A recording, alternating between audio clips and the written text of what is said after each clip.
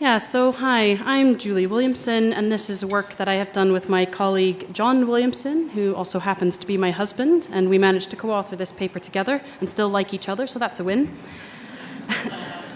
Anyone who has completed public deployments knows they are very difficult. There are so many challenges in working in public spaces and working in these uncontrolled settings.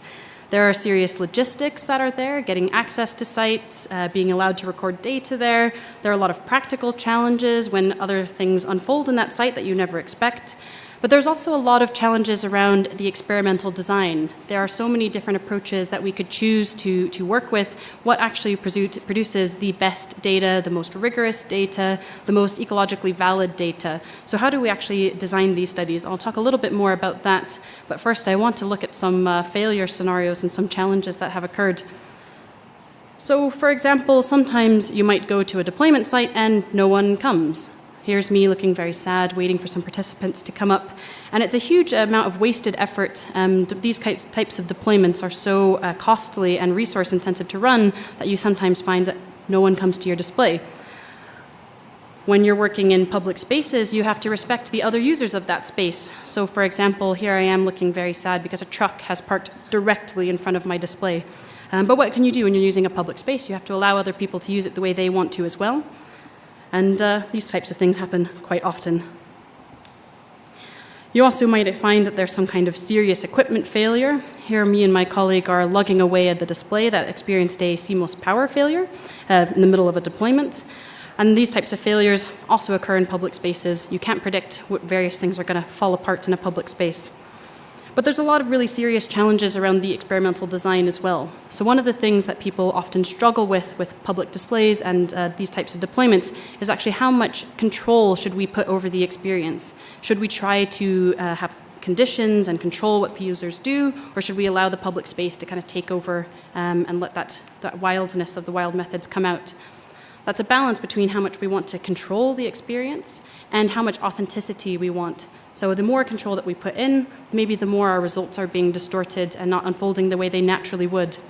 So we have to balance the authenticity or ecological validity with how much control we exert.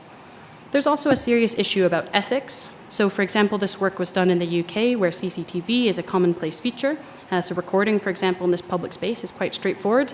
But that's an ethical question that'll be very different in different places in the world as well.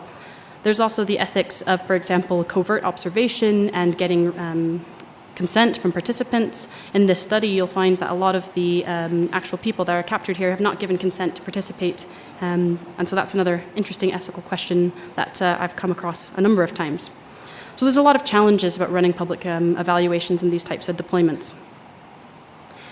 The main contributions that we discuss in the paper, we give a very detailed overview of the methodological challenges that we come across in public deployments. The main thing is the actual empirical evaluation that we completed that actually compares experimenter roles in different evaluations and how that distorts the data that we collect. We have some results about how experimenter roles actually impact the results and distort the data. So we have some quantitative metrics that we've actually shown how that data is being distorted. And we also present this systematic approach using pedestrian tracking that we could use to find out how data is being distorted for a number of different things. So we could think about different settings, different methodological approaches, different types of technology, different applications. Any one of these things could be evaluated using this approach that we used in this paper. So the main thing that we were quite interested in was how experimenter roles might distort the data that we collect and potentially bias the data the results that we're getting back. And so we explored 3 different ways of casting the experimenter here. Here I am looking quite happy to be stewarding the display. So we started with the steward observer, and this is a popular approach. One of my favorite examples of this is Night Gallery by Taylor et al., and where they had experimenters as an integrated part of the installation, acting as circus colors actually to bring people into an animatronic bird installation. There's also a good example of this in Clays et al., from CHI 2015, where they recruited people actively from the street to participate in a study. And in these cases, the steward is there to, for example, gather in-depth data by being present. They can gather qualitative results, and researchers can kind of probe specific questions or elicit specific behaviors. But one of the things that we were really curious about is how much that actually distorts the data and how does that influence what types of things you can actually collect. There's also a very popular approach with public displays is the overt observer. So in this case, we might have someone near the display watching people and watching the interactions unfold. So for example, one of my favorite ones here is City Wall, which was done by Peltonen et al. And there they had observers watching people use a public display. Another really good example is Strike a Pose by Walter et al. That was a gesture-controlled display that also inspired this work. And that allowed them to gather some qualitative data as well. They flagged people down after interaction to ask them about their experience. So this is one of the questions that was really difficult as well in my previous work, is how does this overt observation actually maybe deter users, and it might, for example, divert shy users, or people might, for example, regret participating if they find out afterwards that they were part of a study. So I wanted to understand what were the ethics of completing this type of work as well. And finally, the approach which I have used most in my work is this covert observer, which comes with its own issues as well. But I've used this, for example, in a study of a spherical display I completed called Global Festival. But this has also been used in some things that are more similar to mixed reality games and things that happen in public spaces like that. So one of the examples I really like is Malthusian Paradox by Evans et al. And another one is Feeding Yoshi by Bell et al. And in both of those cases, they recruited people ahead of time and then sent them out into an urban space without any experimenter present. So it's another type of covert observation as well, using observation only through logs and other types of remotely collectible data.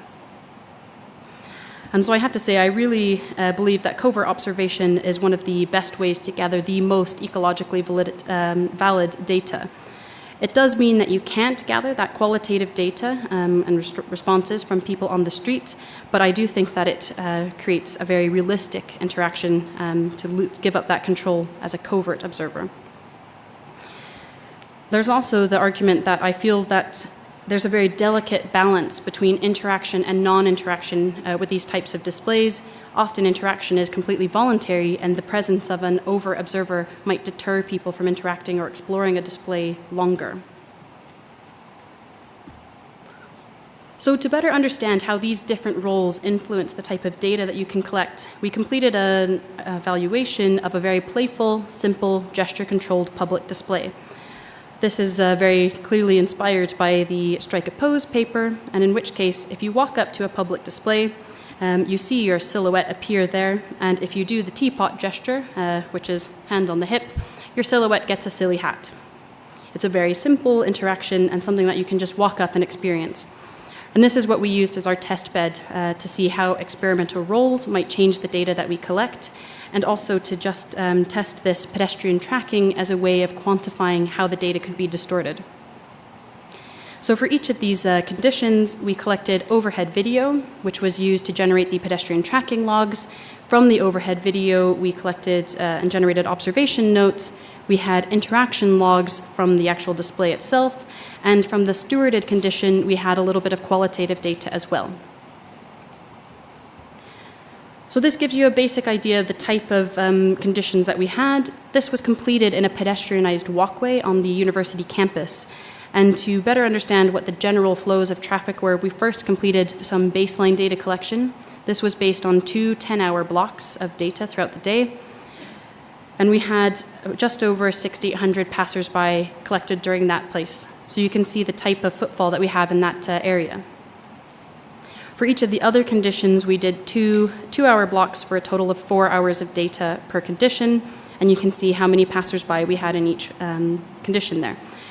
For the users here, this is a number that we'll go back to a number of times. This is the conversion rate, the percentage that you see there, and this is the proportion of users who actually approached the display and were captured by the Connect. So we'll break that down into more clear categories, but we have the conversion rates there that hover between 21% and 29%. So this gives you an idea a little bit of, or quite a pixelated view of what the pedestrian tracking data looks like in the baseline condition. So using pedestrian tracking, we can see things like, for example, which bollards people tend to cut through, where the thoroughfares of traffic are, where the people tend to cut through the walkway, and what areas are very busy.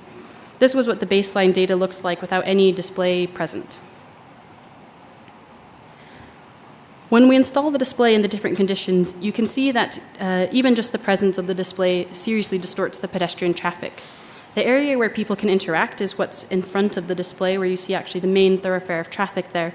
So interaction is happening right in the center of the busy thoroughfare.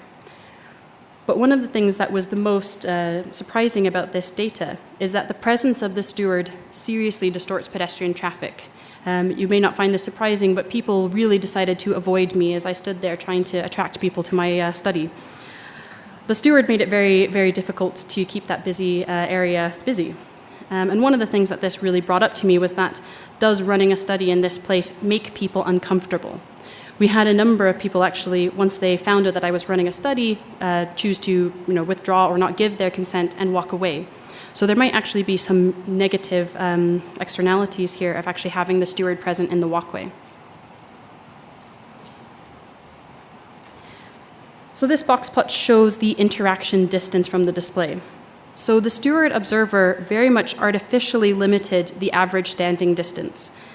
This was statistically significantly different, and in the steward condition, people stood closer to the display and within a much smaller range of spaces. So this shows that if we were trying to, for example, use this data to determine if there's enough pavement in front of the display so that people interacting won't stand in the street, we would potentially be making an unsafe interaction because without the presence of a steward, people stood further back and in a much wider range of spaces. So this data would actually not have been valid to determine if there's enough interaction space in front of the display. And although there's also a stabilizing effect. So you see there's a much smaller range of places where people stood. And so the presence of the steward obviously changed the behaviors quite a lot. And there was an artificial stabilizing of how far people stood and in what places they stood. One of the most surprising and also kind of important results for this was the change in the conversion rate. So how many people approached the display between these conditions. So the presence of the experimenter had a very significant effect on the conversion rates. And so I'll break down, well, that's quite small. I'll break down how we detected this. So we broke the users into, or all the passersby into 4 categories. We had unaware users. These are people that were on screen for less than 5 seconds and did not perform the activation gesture. So these are people who were unaware that they were probably even part of this study. We had accidental users who were visible for less than 5 seconds but did perform the activation gesture, and this just wouldn't have been enough time to actually interact with the display and was in most cases accidental. The curious and engaged users are the most interesting for us. So the curious users were visible for 5 seconds or more but did not perform the activation gesture. And this is especially important when we see the overt observer and how that impacted whether people were willing to explore the display and find out its affordances. And finally, the engaged users who spent more than 5 seconds at the display and performed the activation gesture at least once. So these are our star users, the people who play with the display and stay there and see what it does. So the most interesting comparison here is between the overt and the covert conditions. So there is a statistically significant chance that covert has a higher conversion rate. And we see this, that people who approached the display and didn't immediately find out how to activate it, when there was an overt observer, walked away and didn't want to engage with the display. So that presence of that observer artificially lowered the conversion rates that would have been there otherwise. So to conclude, the experimenter adds distortion in different types of ways. In some cases, a steward might be a really important part of the installation. So in some cases, stewards are integrated and they're a key part of that installation. And it would be really interesting to see how their presence in more complex interactions can be an important part of that interaction. And does their kind of state of mind as an evaluator or a part of the installation change how they collect data and how they distort the data? The ethics of running this study were also very interesting. as I said, in the stewarded condition, some people did not consent to participate. And I wonder if when people realize that they're part of a study, if that regret is a very negative part of running studies in public space, and is it an ethical use of public space?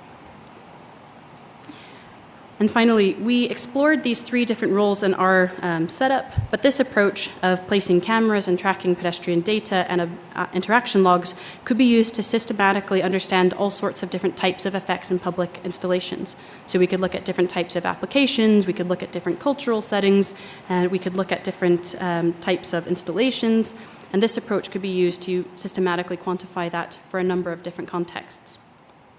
Thank you, and I'm ready for questions.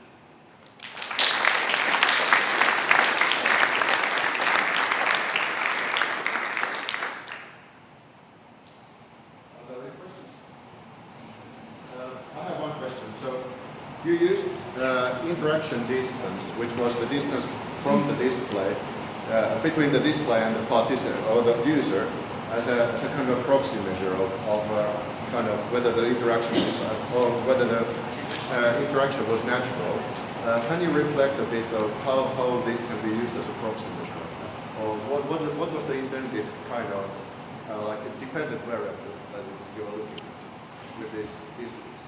Yeah, I mean, so with the distance, that was one of the things where we thought we would see the most distortion so that people wouldn't be behaving naturally if there was a steward present, for example. So I'm not sure what it would be a proxy for, but it was one of the, in the paper, we kind of had questions which we specifically targeted at, we think data is distorted in these ways, and we want to see if these research questions would be wrong, not necessarily wrong, but different if we had done different approaches, which might lead to confusing results. Sort of along the same lines about the stewarded observations, did you, like when you were standing there stewarding what you were doing, did you sort of experiment with different methods of how you presented yourself? I mean, depending how you came across, like what your sort of persona as the steward was, did you vary that and see how that changed? No, but that's one of the things that would be really interesting to study and kind of if we had more conditions in this study. So in this case, the steward was really based on the kind of Clays et al. Approach where we were actively recruiting from the streets. I had a clipboard and I had a consent form and I had a set of questions that I wanted to ask and tasks that they ran through. But it would be really interesting to see. It's one of the things in the discussion, specifically thinking about your work, you know, if a person who's part of the installation changes their role in different ways. So if they say, well, in this case, I'm just performing, but in this condition, I'm actually here as a researcher, does that actually change how they distort the data? And that would be a really interesting thing to see. I think it'd be really interesting, and especially interesting to see how you've combined the doing of this kind of research that often seems to get done either purely ethnographically and autoethnographically, but you're managing to take those actions and put empirical and quantitative measures on things that are often being done but then only being self-reported or put into words, but you've got figures, which I think is fabulous. So I'd be really curious to see how that turns out.